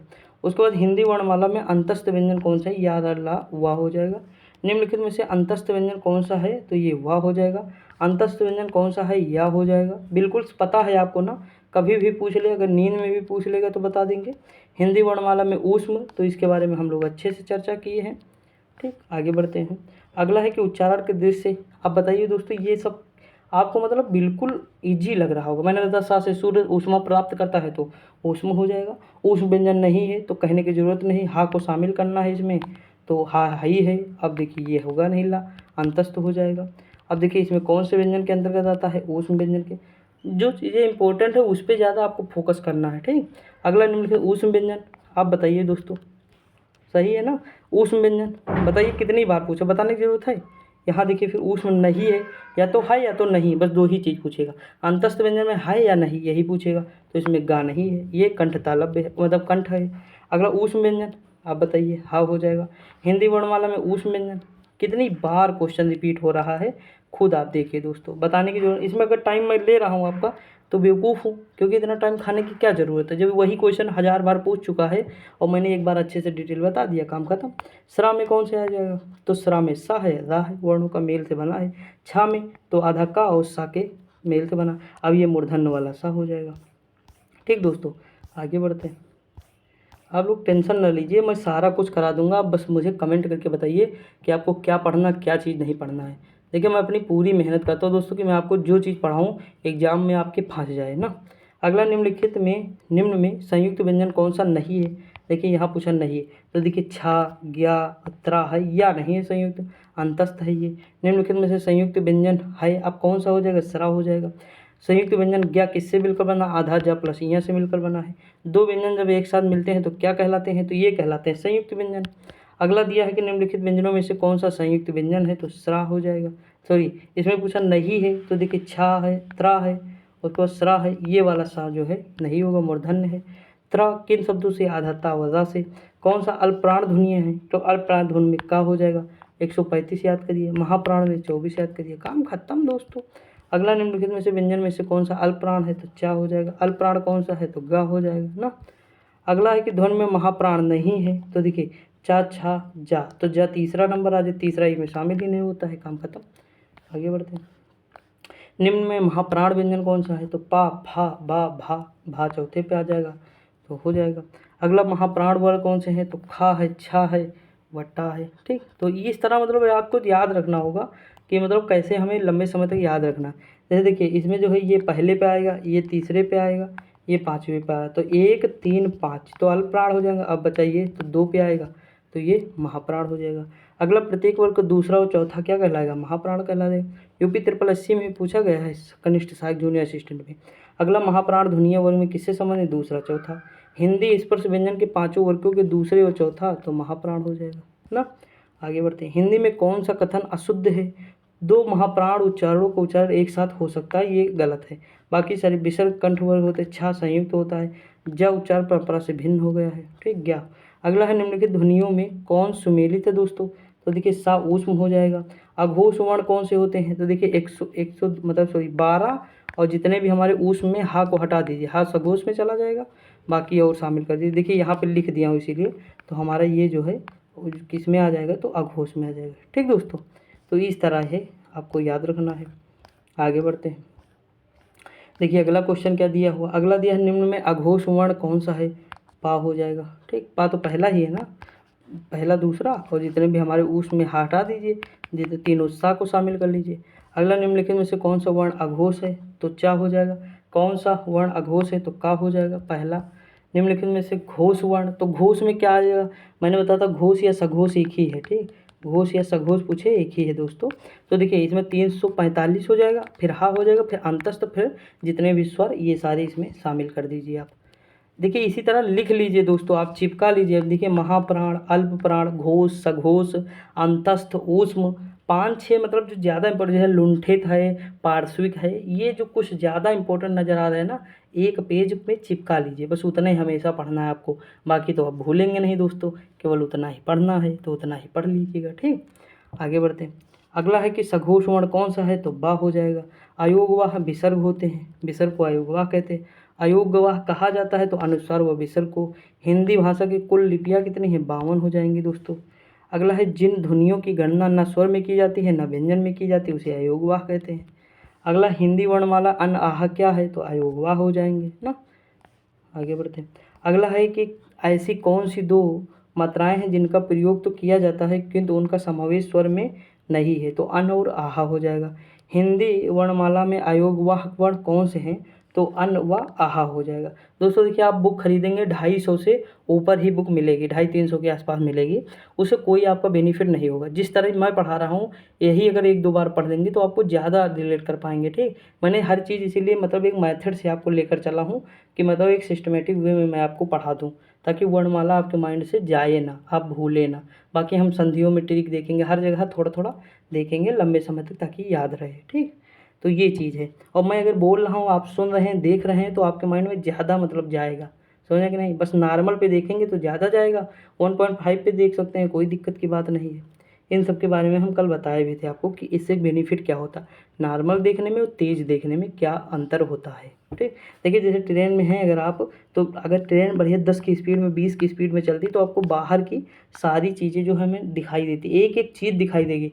कहीं पे लिखा होगा पोलियो पल्स अगर दवाओं के बारे में, तो वो भी दिखेगा दीवार पे। लेकिन वही जब ट्रेन स्पीड बढ़ा लेती है अपनी, तो आपको दिखेंगी तो सारी चीज़ें लगभग, बस सारी चीज़ें दिखेंगी। लेकिन जब ट्रेन अपने गंतव्य स्थान पे पहुँचेगी ना, तो आपको वो सारी चीज़ें धूमिल नज़र आएंगी, सारी भूल चुके होंगे आप कि मैंने क्या क्या देखा था, वहाँ कुछ नज़र ना आएगा। लेकिन जो चीज़ नॉर्मल पे आप देखेंगे, वो चीज़ आपको सब नज़र आएगी कि यहाँ ये पुल था, ये यहाँ पेड़ लगा हुआ था, ये यहाँ झाड़ी थी, ये यहाँ पे मतलब बोतल पड़ी हुई थी, सब कुछ आपको नज़र आएगा ना। तो ये अंतर होता है नॉर्मल देखने पे स्पीड में। अब आपकी चॉइस है, आपको नॉर्मल देखना है, स्पीड में देखना है। आप खुद ही पढ़ते होंगे इतने दिन से, तो जानते होंगे नॉर्मल देखने पे और तेज़ देखने में क्या अंतर होता है, और हमारे मस्तिष्क के साथ क्या होता है, आपको सब पता है। इसीलिए शॉर्ट कितना भी देखो, 10 सेकंड बाद आप भूल जाते हैं कि शॉर्ट में हमने देखा क्या, समझे? इसीलिए शॉर्ट जो है मस्तिष्क को कमज़ोर करता है। मैं हमेशा मना करता हूँ कि शॉर्ट ना देख, मैं कभी नहीं देखता हूँ, नहीं मतलब मैं इंस्टा फेसबुक ये सब कुछ नहीं चलाता हूँ। आईडी बनी है लेकिन चलाता कुछ नहीं हूँ, कोई ज़रूरत नहीं। अपना इसी में लगे रहो, अच्छे से पढ़ो बस यार। ज़िंदगी एक बार बन गई तो रील्स खसकाते रहो बेड पे बैठे, क्या दिक्कत? देखिए हुआ वर्ण, आगे बढ़ते हैं। ये दंतोष्ठ है। ठीक, निम्नलिखित में से कौन सा वर्ण सघोष महाप्राण व्यंजन है? तो झा हो जाएगा दोस्तों। अगला, कामता प्रसाद गुरु ने बाह्य प्रयत्न के अनुसार व्यंजनों को कितने भेद माना है? तो 2 माना है। अगला, उच्चारण के दृष्टि से वह ध्वनि कौन सी है? दंतोष्ठ है। कितनी बार पूछा है आप खुद ही देख लीजिएगा। निम्नलिखित में से कौन सी व्यंजन ध्वनियाँ स्पर्श संघर्षी कहलाती? तो चा छा जा छा हो जाएगा। उसके बाद है निम्नलिखित ध्वनियों में से कौन सी दंतोष्ठ है? तो वह हो जाएगा। इसमें है घोष, स्पर्श, ओष्ठ वाले। हमें बस ये पकड़ना है, ये पकड़ना। अगर 2 ही पकड़ में आ गया ना, आराम से मार देंगे। देखिए ये है चौथा हो जाएगा, तो महाप्राण में चला जाएगा, और ओष्ठ वाला तो है ये पापा बाबा। ठीक, आगे बढ़ते हैं। अब हमारे लगभग 100 क्वेश्चन के आसपास बचे हैं, हम जल्दी थोड़ा देख लेते हैं। देखिए टाइम कितना हुआ। ठीक दोस्तों, देख लेते हैं। देखिए ज़्यादा टाइम नहीं लगा, लेकिन फिर भी हम सारा कुछ अच्छे से देख लेंगे। देखिए लिखा है आधुनिक व्याकरण के दृष्टि से बा वर्ण का, देखिए बा किस में आएगा? पा फा बा भा मा। ठीक, बा तीसरे पे आएगा, और हमें पता है कि ओठ वाले में आएगा। ठीक, तो देखिए दंतोष्ठ में आएगा तो हम ओठ में आएगा, और अल्पप्राण आएगा तो अल्पप्राण इसमें है, अल्पप्राण जो है और किसमें है? इसमें है। इसमें अल्पप्राण नहीं है, काट दो। ठीक, देखो कैसे हमें चेक करना है। ठीक दोस्तों, घोष घोष में आएगा कि नहीं, क्योंकि 335 में आएगा, मतलब 345 में आएगा। तो घोष कहो या अघोष कहो, तो देखिए घोष कहो या सघोष कहो, तो सघोष में आएगा तो ये काट दो। ठीक, ये देखो ये काट दो, बस केवल इतना देखना, ये आराम से हो गया हमारा, हो गया ना। तो थोड़ा सा आपको समझना पड़ेगा, इसलिए कहता हूँ मैं ये चीज़ मतलब नोट कर लीजिए कॉपी पे। पाणिनीय शिक्षा में ध्वनियों को वर्गीकृत करने के कौन से 5 आधार स्वीकार किए गए? स्वर, काल, स्थान, प्रयत्न और अनुप्रदान। हम देखे हैं। निम्नांकित में से आयो अघोष अल्पप्राण ध्वनि कौन सी है? तो का व ता है। प्रसन्नता शब्द में कौन सी है? युग्मक हो जाएगी। अगला है डा और ढा ध्वनियों के विषय में कौन सा कथन है? देखिए नीचे जिसमें होता है वो मूर्धन्य है, और उच्छिष्ट ध्वनियाँ हो जाएंगी। अगला है कि हिंदी में अनुस्वार किस ध्वनि का सूचक नहीं है? या है। ठीक, अगला दिया का व्यंजन के विषय में निम्न में से कौन सा सही है? तो अल्पप्राण, अघोष, स्पर्श व कंठ हो जाएगा। ठीक, देखिए कंठ तो होगा, बिल्कुल है, कंठ तो होगा का, तो हम पहले ये हटाएं ऑप्शन। ठीक, अब देखिए का में पहला हमारा शुरू हो जाएगा, तो पहला, तीसरा और पांचवा ये हमारा था अल्पप्राण में, तो महाप्राण वाला तो ऐसे कट गया, तो बिल्कुल सही है। ठीक, अगला है अनुनासिक व्यंजन होते हैं तो वर्ग का पंचमाक्षर होता है दोस्तों। क्या होता है? जैसे देखो पंचमाक्षर कहने का मतलब जैसे कंचन लिखते हैं दोस्तों, तो ये कंचन सही है, लेकिन कंचन ये भी सही है दोस्तों। क्या? ये वाला कंचन। अब कहेंगे यार यहाँ देखिए कभी बिंदी का मतलब माँ हो जाता है, तो कहीं पे बिंदी का मतलब आपको ना मिलेगा, कहीं बिंदी का मतलब अंगा मिलेगा, तो इसका मतलब यही है, पंचमाक्षर की वजह से हो जाएगा। देखिए जैसे हम लिखे गंगा, क्या लिखे गंगा, तो देखिए ये किस वर्ग में आता है, गा, गा किस वर्ग में आता है, गकार वर्ग में आता है। का वर्ग का पांचवा अक्षर क्या है, ये है। तो आप कहीं देखेंगे लिखा रहेगा इस तरह, आपको मिलेगा कि जो है इस तरह आपको मिलेगा गंगा लिखा, मिलता है कि नहीं दोस्तों। सॉरी, इस तरह आपको जैसे वो एक सेकंड मैं बता रहा हूँ आपको, जैसे लिखा है ओ, अरे ये मान लीजिए कौन सा वर्ड है, चलिए आप मतलब ऐसे मैं बता रहा हूँ, जैसे आपको मिला है जैसे संजय, ठीक है, जैसे मान लीजिए संजय मिला, तो ये संजय इस तरह लिखा रहता है, लेकिन इसमें देखिए जा से पहले है ना अन की बिंदी, तो इसमें जा वर्ग का जो इया होता है ना ये होगा, जैसे संजय ये होता है संजय, सही, ठीक। यहाँ ये मात्रा हटेगी तो ये लग जाएगा, समझ आया कि नहीं। तो यही पंचमाक्षर होता है, थोड़ा हमें समझना होगा, बाकी हम चीज़ें बाद में बताएंगे। देखिए इस पर संगति कौन है, चा छा जा और झा हो जाएगा। अगला शब्दकोश में पहले आने वाला शब्द कौन सा है, तो वक्त है, क्या है, वक्त। अगला देखिए हुआ तो सब में है ना, उसके बाद का आएगा, का आएगा तो का में कहाँ है, तो ये हो जाएगा आधा का, ठीक, ता हो जाएगा। उसके देखिए आप अपने हिसाब से देखेंगे तो बिल्कुल सही कर लेंगे, अलग अलग शब्द सबको करना है। निम्नलिखित में से किसके अभाव में हम पढ़ नहीं सकते हैं, तो वर्णमाला की क्रमबद्धता का ज्ञान के अभाव में नहीं पढ़ पाएंगे। जिह्वा के आधार पर स्वर कितने प्रकार के होते हैं, 3 होते हैं। हिंदी शब्दकोश में छा का क्रम किस वर्ण के बाद आता है, तो का के बाद आता है। अगला है वा का उच्चारण होता है दंतोष्ठी होता है। अगला हिंदी निम्नलिखित में से पार्श्विक ध्वनियाँ कौन सी हैं, तो ला हो जाएगा। अगला निम्न में कौन सा संबंध मतलब व्यंजन है स्पर्श संघर्षी, तो अभी ऊपर देखें चा छा जा हो जाएगा। अगला दंतोष्ठ ध्वनि कौन सी है, तो ये हमारे वाह हो जाएंगे। जब एक ही ध्वनि का द्वित हो जाए तो वह क्या कहलाता है, युग्मक ध्वनियाँ कहलाती हैं। ठीक दोस्तों, आगे बढ़ते हैं। अगला क्या लिखा हुआ है, अगला लिखा सभी स्पर्श व्यंजन कौन से समूह के हैं, तो का चा पा दा। दा क्या है, तो लुंठित है, ठीक, अल्पप्राण है, वर्त से है और सघोष है। अगला दिया है स्पर्श व्यंजन कंठे ध्वनि अघोष व महाप्राण हो जाएगा, खा। अगला अंतस्थ व ऊष्म कितने होते हैं, तो 8 होते हैं। काकल्य वर्ण हा हो जाएगा। निम्नलिखित में से कौन सा व्यंजन संघर्षी है, तो हा हो जाएगा। निम्नलिखित में से कौन सा देवलागली का वर्ण नहीं ध्वनि नहीं है, तो ग्रीवा ध्वनि नहीं है। अगला है जिह्वा की नोक, तो ये अभी हम लोग सबसे ऊपर ही ये पढ़े हैं कि जिह्वा की नोक पर जब ऊपर के दांतों की पंक्ति के सामने वाले दांत के ऊपरी हिस्से के संपर्क में आकर वायु के प्रवाह को अवरुद्ध करती, तो ऐसे उच्चारण को क्या कहते हैं, वर्त से कहते हैं। ऑप्शन नंबर डी हो जाएगा। ठीक, आगे बढ़ते हैं। अगला क्वेश्चन है स्वर तंत्रियों के आधार पर व्यंजन को कितने वर्गों में बांटा गया, दो वर्गों में। अगला हिंदी शब्दकोश में का के बाद कौन सा व्यंजन दिखाई देता, छा। अगला देखिए रिपीट ही हो रहे हैं, आप देख चुके हैं। प्रत्येक शब्द की वर्तनी के सभी वर्णों को उसी क्रम में अलग अलग दिखाना क्या कहलाता है, वर्ण विच्छेद। अगला हिंदी वर्णमाला में छा से डा के ठीक बीच में कौन सा अक्षर है, तो यहाँ है। अगला है निम्नलिखित में से कौन सा व्यंजन पार्श्विक है, तो ला हो जाएगा। उच्चारण के दृष्टि से संबल ध्वनि तो ये संप्रक्त हो जाएगी। अगला दिया है रा प्लस मा का रूप क्या है, तो ये हो जाएगा रम। रम होगा, क्या होगा आप समझ लीजिएगा। प्रा में पूर्ण वर्ग है रा। देखिए सब एग्जाम में आए ना क्वेश्चन, ऊपर भी हम तुझे देख चुके हैं, कोई ऐसा शब्द नहीं जो हम लोग नहीं देखे। दिल्ली के बारे में मैंने अभी बताया था, अभी देखते हैं दोस्तों। वह व्यंजन क्या है, तो अंतस्थ व्यंजन है। देखिए ये उत्क्षिप्त व्यंजन है, क्या है, उत्क्षिप्त है, ये विकसित वर्ण होते हैं। ठीक, यही दो है उत्क्षिप्त, याद रखिएगा। अगला है चा छा जा और झा, इस पर संघर्षी व्यंजन होते हैं। पक्षी में व्यंजन कितने, 3 होते हैं, हम लोग ऊपर देखे हैं। वर्णों के कितने भेद होते हैं, 2 होते हैं। हिंदी शब्दकोश में छा का क्रम का के बाद आता है। कौन से शब्द में दा व्यंजन नहीं है, तो मातृभूमि में। ठीक, इसमें री लगेगा, मातृ वाले में री है। अगला हिंदी वर्णमाला में एक व्यंजन नहीं है, तो ऊ नहीं है व्यंजन, बाकी वो स्वर है। ठीक, निम्नलिखित में से कौन सी ध्वनि ओष्ठ नहीं है, तो ता नहीं है दोस्तों। निम्नलिखित शब्दों में किस शब्द में द्वित्व व्यंजन है, तो दिल्ली में है। ठीक, आगे बढ़ते हैं। अगला क्या दिया है, कौन सा अमानक वर्ण है, तो भा हो जाएगा। ये भक्ति वाला जो है इस तरह जो है ये अमानक है, ये अनोखा है दोस्तों, बहुत पहले पूछा गया है। हिंदी वर्णमाला में स्वरों की कुल संख्या 11 है। अन्न व आह को अयोग वाह कहते हैं, वो स्वर नहीं मानते। ठीक, कौन सा स्वर नहीं है, तो जा नहीं इसमें से, बिल्कुल सिंपल है। तो टा वर्ग नहीं है, तो घा नहीं आएगा। सजातीय व्यंजन की ध्वनियाँ कौन सी हैं, तो ए हो जाएगा। सॉरी, सजातीय संधि स्वर ध्वनियाँ कौन सी नहीं, तो आय नहीं है। उसके बाद इनमें से कौन सा वर्ण स्वर है, तो आय हो जाएगा। अंतस्थ व्यंजन कौन सा हो जाएगा? या हो जाएगा। इनमें से ओ का उच्चारण स्थल कौन सा है? कंठ होगा, ओष्ठ हो जाएगा। चा व छा वर्ण का उच्चारण स्थान कौन सा है दोस्तों? तालु हो जाएगा।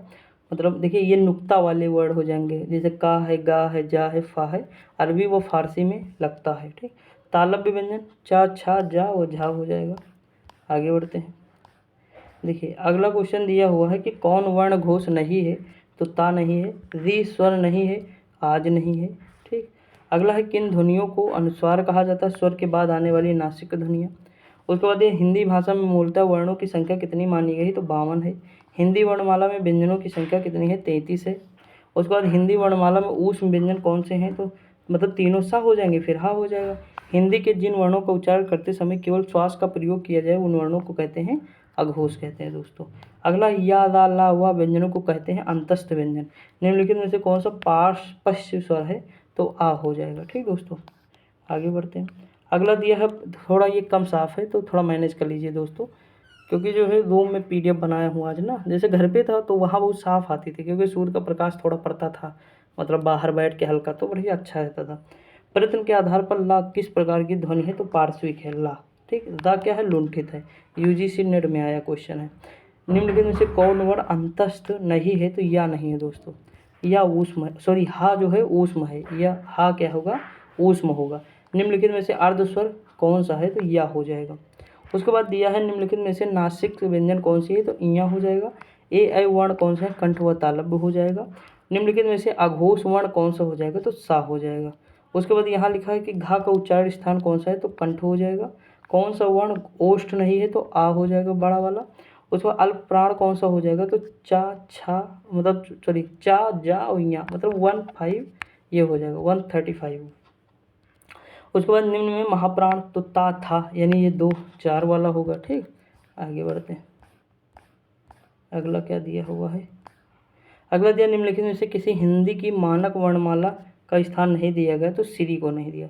ये देखिए क्या है, ऊष्म है कि नहीं दोस्तों? ऊष्म संघर्षी। छा क्या हो जाएगा? छा ध्वनि कौन सी है? संयुक्त वर्ण है। कौन सा घोष नहीं? घोष का मतलब सघोष की बात कर रहा है, तो ता नहीं है। ठीक, इसमें 345 वाले आते हैं। अगला दिया है जिसमें री स्वर नहीं है, तो आज में नहीं है। निम्नलिखित में संयुक्त व्यंजन कौन सा है? तो ज्ञा हो जाएगा। निम्न में से कौन सा स्वर मूल स्वर नहीं है? तो आए है दोस्तों। यदि नीचे का ओंठ पूरी तरह काट दिया जाए तो ध्वनि के उच्चारण बा नहीं होगा। ठीक, आगे बढ़ते हैं। स्वर रहित रा का प्रयोग होता पुनर्निर्माण में। किस शब्द में स्वर रहित पंचम वर्ण के स्थान पर अनुस्वार का प्रयोग किया जाता है? तो अत्यंत होता है। क्या होता है? अत्यंत होता है दोस्तों। ठीक, तो देखिए यहाँ पे हमारे जो है पूरे 225 जो है क्वेश्चन हमारे कंप्लीट हो जाते हैं। ठीक, अब हम ये देख लेते हैं कि इसमें जो है कौन कौन से जगह, ये वाला मैं कह रहा था कि सबसे लास्ट में लग गया है, उत्तर प्रदेश लोक सेवा चयन आयोग अधीनस्थ आयोग, यानी यूपी पीएससी जितने भी एग्जाम कराए। ठीक, UP PSC, UP triple SC, देखिए कितने एग्जाम का दोस्तों दिया हुआ है, आप खुद ही देख सकते हैं। कोई एग्जाम इसमें ऐसा नहीं जो बच गया हो, सारे एग्जाम इंक्लूड हैं। अब देखिए ये सामान हिंदी है। ठीक, अब देखिए इसमें टॉपिक मैंने कैसे कहा था आपको पढ़ने के लिए, जैसे देखिए वर्णमाला व विराम चिन्ह था। ठीक, हम लोग वर्णमाला देख चुके, विराम चिन्ह के क्वेश्चन कल हम कर लेंगे पूरे। ठीक, 95 क्वेश्चन है। फिर वर्तनी देखेंगे कल। उसके बाद संधि, देखो मैंने ऐसे जो टॉपिक मेरे एग्जाम में आ रहे थे, मैंने ऐसे देखो डॉट लगाया है ना, कि एक एक बार पढ़ लिया है दोस्तों। ये एक्चुअली एक एक बार नहीं, 2 बार पढ़ा हूँ। ठीक, तो मतलब लगाया केवल एक बार है, क्योंकि पहली बार पढ़ा था तो उसमें कोई मतलब टिक नहीं लगाया था, ऐसे किया था। अब देखिए इसमें जो है सारे टॉपिक आपके समाहित हैं। हिंदी वर्णमाला, वर्तनी, संधि, समास, तत्सम, तद्भव, देश विशेष, विलोम, पर्यायवाची, अनेक शब्दों के लिए एक शब्द, अनेकार्थी, समनार्थी, समश्रुत, भिन्नार्थक शब्द, मुहावरे, लोकोक्तियाँ, संज्ञा, सर्वनाम, लिंग, वचन, कारक, विशेषण, विशेष, क्रिया, काल, वाच्य, अव्यय, उपसर्ग, प्रत्यय, वाक्य रचना, हिंदी भाषा में प्रयोग होने वाली अशुद्धियाँ, हिंदी भाषा एवं बोलियाँ, उत्तर प्रदेश के प्रमुख बोलियाँ, भाषा विज्ञान, रस, अलंकार, छंद, हिंदी गद्य पद्य रचना व रचनाकार स्थानों की पूर्ति, क्रमबद्धता, संक्षेपण व पत्र लेखन, अपठित गद्यांश। तो सारी चीज़ें इसमें इंक्लूड, लगभग 600 पेज का। ठीक, और हम सारे ये टॉपिक एक एक दिन में एक एक टॉपिक कंप्लीट करेंगे। आपका कुछ नहीं बचेगा हिंदी में। जब आप ये मतलब पूरा कंप्लीट हो जाएगा तो आप देखना आपका मतलब बेटर हो जाएगा परफॉर्मेंस। ठीक, आप खुद ही देखेंगे इतनी चीज़ें इतनी बार रिपीट हुई कि आपके माइंड में सारी चीज़ें छपने लगी होंगी दोस्तों। एक चीज़ है, मैं मेहनत तो करूँगा, आप लोग मुझे ये ज़रूर बताइएगा कि कहाँ पे कमियाँ, ज़रूर आप मुझे बता दीजिए कि ये दिक्कत है सर, मतलब भैया या कुछ भी मतलब जो है दिक्कत है, आप मुझे जो है ये सही कर दीजिएगा। और दूसरी चीज़ ये है कि आप कमेंट जरूर करिएगा दोस्तों, और आपको क्या चाहिए दोबारा। जैसे मैं अभी एनसीईआरटी पढ़ा रहा हूँ, ये पढ़ा रहा हूँ दोस्तों, पता है आपको ना 2 वीडियो बनाने में ही 2 घंटे, मतलब वीडियो बनती है 2 घंटे और लगते हैं, यानी 4 घंटे टाइम चला जाता है इसी में। अगर एक वीडियो और होगी तो 6 घंटे, लेकिन कोई दिक्कत नहीं, आप मुझे बताइएगा कि और क्या पढ़ाना है कैसे, तो थोड़ा कमेंट करके ज़रूर बताइएगा। बाकी आज के लिए इतना ही, मिलते हैं अगली वीडियो में, तब तक के लिए जय हिंद।